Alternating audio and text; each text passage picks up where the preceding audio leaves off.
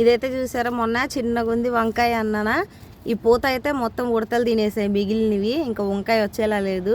ఇంకో చెట్టుకి అయితే ఇది పండిపోయింది ఏకంగా. ఇలా ఉంటే చక్కగా నిలువ పచ్చడికి బాగుంటుంది, వంకాయ నిలువ పచ్చడికి. కాకపోతే ఒక్కదాంతో ఏం చేస్తాం వంకాయ నిలువ పచ్చడి, ఇది అది కలిపి ఏదో ఒకటి పచ్చడి చేసేయచ్చు. ఇదైతే రాదు అసలు, ముదిరిపోద్ది. పోయినసారి కూడా అంతే, కుండీతో సహా పడిపోయింది. ఇదైతే లేతగుందిగా, మరి ఇదైనా వస్తుందో రాదో చూస్తా కట్ చేయడానికి.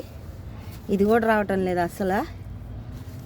చూడండి చక్కగా తయారైపోయింది, కత్తెరతో కట్ చేసేస్తా. అది కట్ అయింది చూసారా, చాలా గట్టిగా ఉంటాయి. మరి వంకాయ తోటలు వేసే వాళ్ళు ఎలా కట్ చేస్తారో ఇలాగే కత్తులతో కట్ చేసేస్తారేమో. ఇదైతే మొత్తం అసలు పూత అయితే ఏ మాత్రం ఆజూకి కూడా లేదు, పూత మొత్తం తినేసినాయి అనమాట ఉడతలు. దీనికైతే కొంచెం పూత ఉంది, వస్తుంది. ఇవి కూడా ఏమి ఉంచుతాయని ఏం నమ్మకం లేదు. ఇది కూడా కట్ చేసేస్తా కాయ.